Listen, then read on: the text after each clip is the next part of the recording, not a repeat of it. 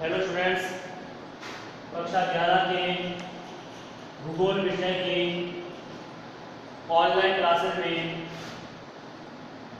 आपका स्वागत है।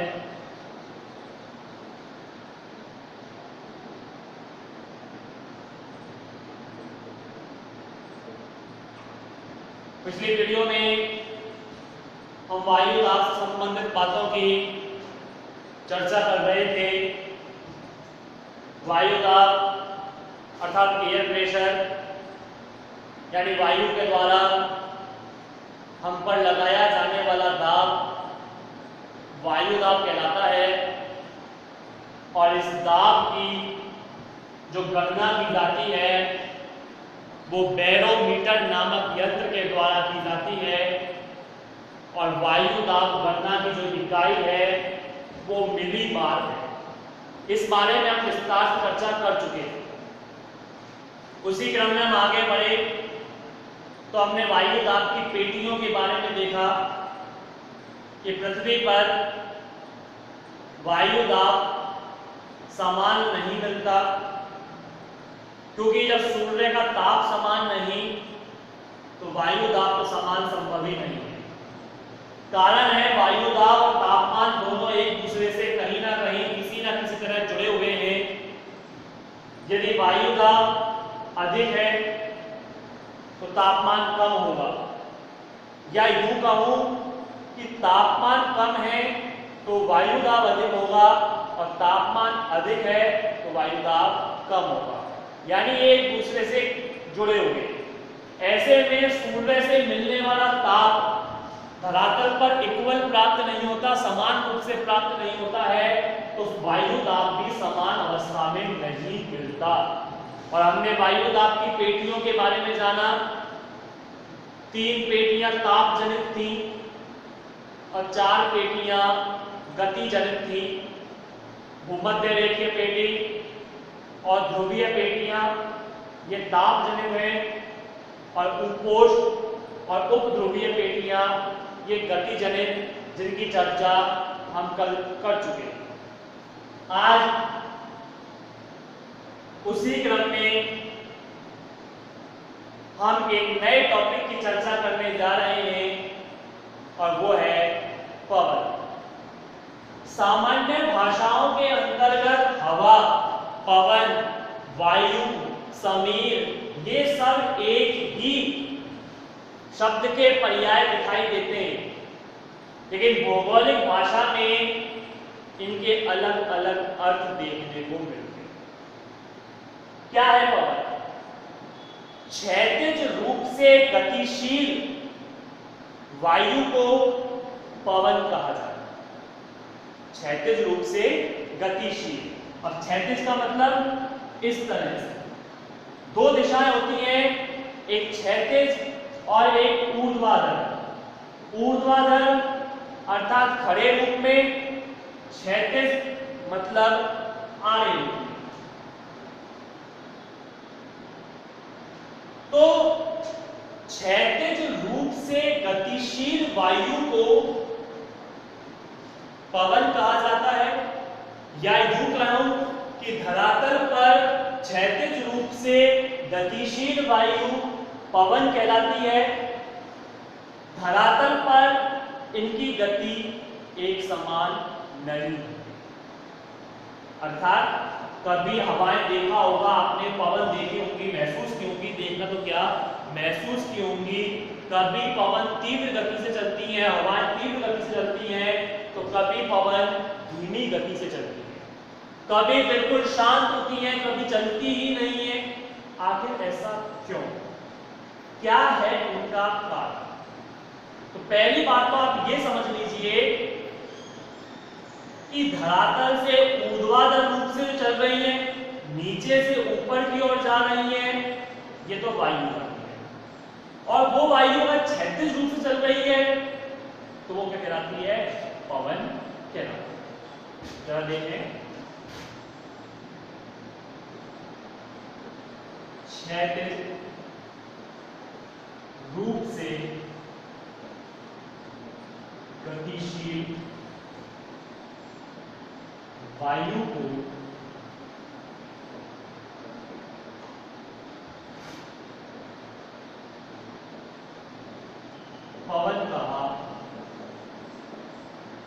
जाता है, धरातल पर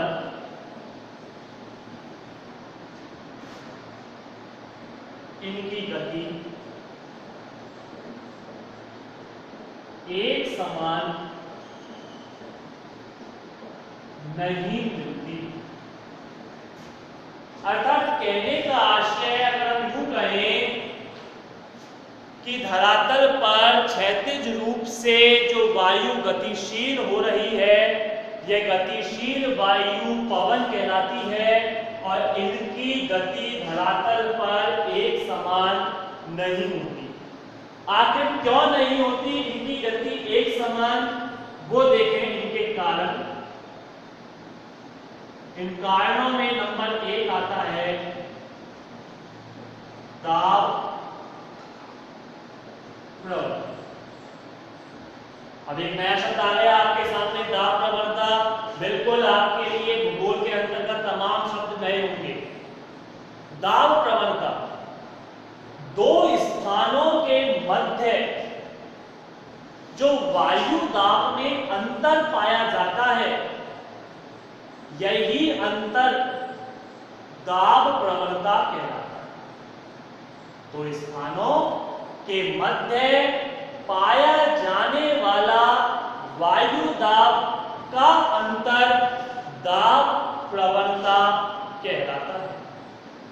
और यदि दाब प्रवणता अधिक है, यानी वायु दाब में अंतर अधिक है, तो हवाएं तीव्र गति से चलेंगी, और वायु दाब में अंतर यदि कम है तो हवाएं धीमी गति से चलेंगी।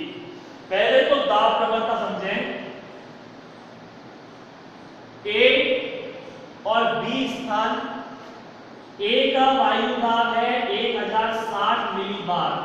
हम चर्चा की थी पिछली टॉपिक में, वीडियो में, कि वायु दाब को मापने के लिए मिलीबार का इस्तेमाल किया जाता है। ये इकाई है। जैसे दूरी मापने के लिए किलोमीटर है, वजन मापने के लिए किलोग्राम है, उसी तरह से वायु दाब को मापने के लिए मिलीबार का इस्तेमाल होता है। तो 1060 MB और बी स्थान पर है 1050 MB। इन दोनों के मध्य जो वायु दाब का अंतर है, वो अंतर है 10 MB, यानी 10 मिलीबार। वो MB को बस समझना आप कि आपके मोबाइल के अंतर्गत MB और GB आते हैं, मेगाबाइट गीगाबाइट, वो अलग है। यहाँ मतलब है MB का मिलीबार। तो 1060 MB ए स्थान पर, बी स्थान पर 1050 MB। तो इन दोनों के मध्य जो अंतर होगा कितना होगा? 10 MB का होगा। एक दूसरी स्थिति को अगर समझने का प्रयास करें, ए स्थान पर 1250 MB और यहां पर है 950 MB दूसरी स्थिति में। तो इन दोनों के मध्य डिफरेंस हो गया कितने का? 300 MB। आप समझना बात को। दो स्थानों के मध्य वायु दाब के अंतर को दाब प्रवणता कहते हैं।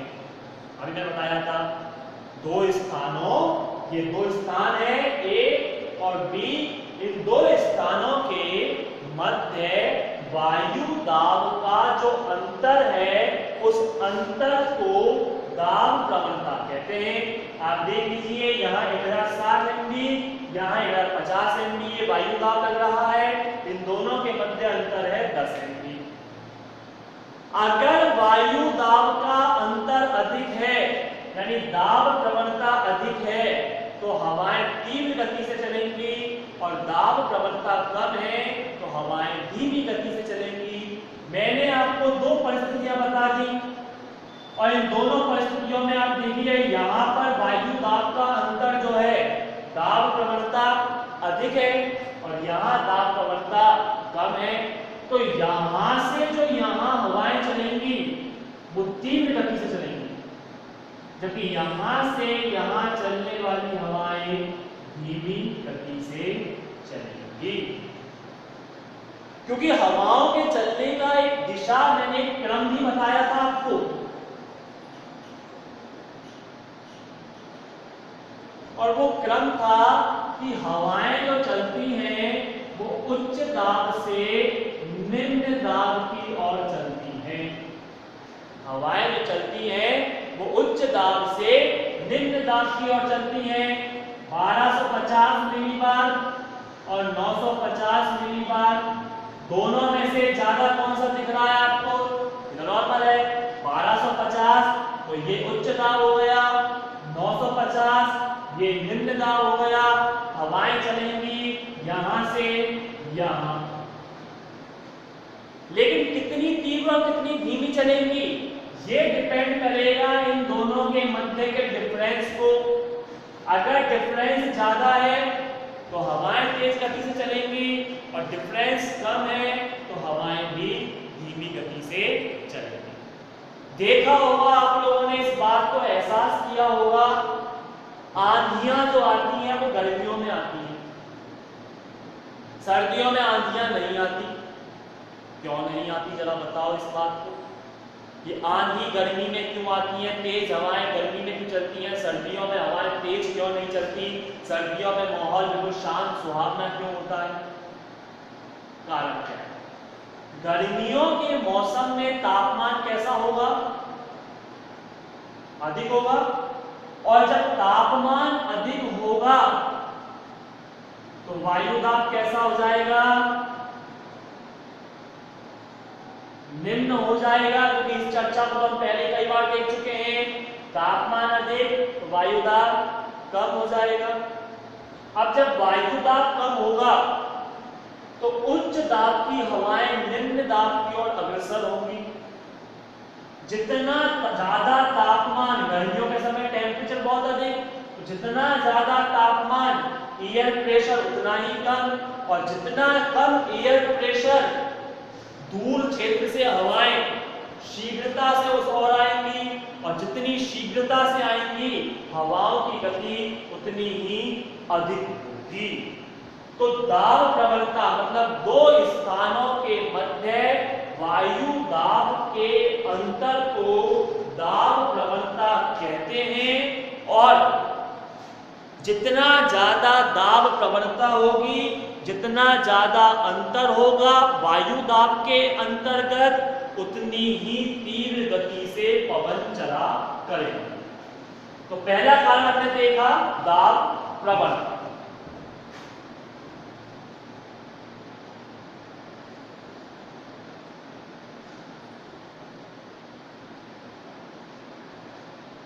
वही नंबर 2,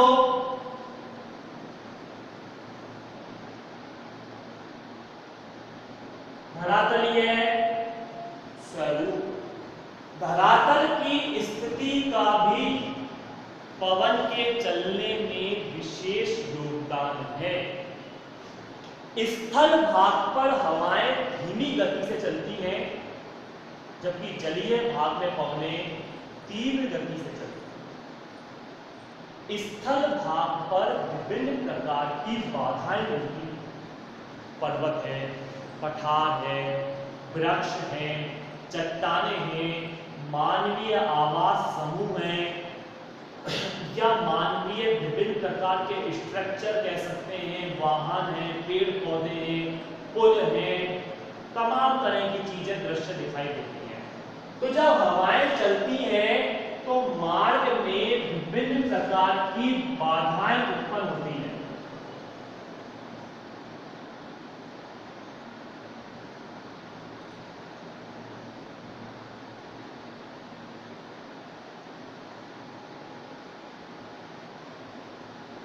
इसके अलावा अन्य छोटी मोटी घासें, पर्वत, पठार, इस प्रकार की तमाम तरह की स्थितियां। अब जब हवाएं यहाँ से चल रही हैं तो वही हवाएं इनसे टकराएंगी, पवन टकराएंगी, इनकी गति में क्या होगी? कमी आती चली जाएगी। जबकि जलीय भाग दूर दूर तक बिल्कुल निर्जन होता है, जहां किसी प्रकार की बाधाएं उत्पन्न नहीं होती, हवाएं तीव्र गति से आगे बढ़ती है। तो धरातलीय स्वरूप का पवनों के गति का विशेष प्रभाव पड़ता है। वे धरातल जो समतल है, निर्जल है, वनस्पति विहीन है, ऐसे धरातल पर हवाएं तेज चलेंगी। जबकि वे धरातल जहां मानव निवास कर रहा है, वनस्पति अधिक है, मानव के द्वारा बनाई गई विविध संरचनात्मक आकृतियां, मकान, भूदृश्य, पर्वत, पठार जिनको शामिल कर सकते हैं, वो सभी हवाओं के चलने में, पवन के चलने में बाधा उत्पन्न करते हैं। जबकि जलीय भागों के अंतर्गत हवाओं के चलने में किसी तरह की बाधा उत्पन्न नहीं होती, इसलिए सागरों में पवनों की गति तीव्र होती है, जबकि धरातल पर पवनों की गति धीमी होती है। इसी के अलावा एक तीसरी बात और करें, वो है कोरियालिस बल।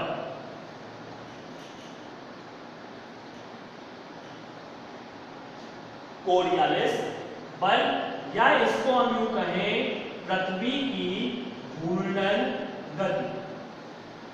पृथ्वी लगातार अपने अक्ष पर घूम रही है, पृथ्वी लगातार घूर्णन कर रही है। ये तो हम पिछली वीडियो में भी पढ़ चुके हैं कि पृथ्वी सूर्य के चारों ओर चक्कर लगाती है, पृथ्वी अपने अक्ष पर भी घूमती है। सामान्य स्थितियों में तो हम ये जानते हैं कि पृथ्वी अपना एक चक्कर 24 घंटे में पूरा कर लेती है, लेकिन जब भूगोल को पढ़ रहे हैं आप गहराई से, तो इसके अंतर्गत शामिल किया जाता है कि पृथ्वी अपना एक चक्कर 23 घंटे 56 मिनट और 7 सेकंड में पूरा करती है। तो पृथ्वी अपने अक्ष पर लगातार घूम रही है। पृथ्वी के घूमने से, अपने अक्ष पर घूर्णन करने से एक बल उत्पन्न होता है, और इस बल को दिया गया है नाम कोरियालिस बल। इस बल के परिणाम क्या निकलता है कि हवाएं अपने मूल मार्ग से भटक जाती हैं। हवाओं के जो चलने की दिशा है, उस दिशा से ये भटक जाती हैं और दो गोलार्ध पड़ते हैं पृथ्वी पर, एक उत्तरी गोलार्ध और एक दक्षिणी गोलार्ध। आपने सुना होगा, पढ़ा होगा। तो उत्तरी गोलार्ध में जो पवने हैं वो दाहिनी ओर, और दक्षिणी गोलार्ध में जो पवने हैं वो बाएं ओर विक्षेपित हो जाती है। पृथ्वी के घूर्णन करने के कारण हवाओं की दिशाओं में भी परिवर्तन आ जाता है और हवाएं अपने मूल मार्ग से भटक जाती हैं। परिणाम पे उत्तरी गोलार्ध में वो दाहिने ओर और दक्षिणी गोलार्ध में बाएं ओर चली जाती है। पवनों के इस परिवर्तन को कोरियालिस बल नाम दिया जाता है, और ये वो 3 कारण हैं जिनसे पवनों की गति प्रभावित होती है। आज के लिए इतना ही काफी है। इससे संबंधित अन्य बातों की चर्चा आगामी वीडियो में करेंगे। तब तक के लिए धन्यवाद।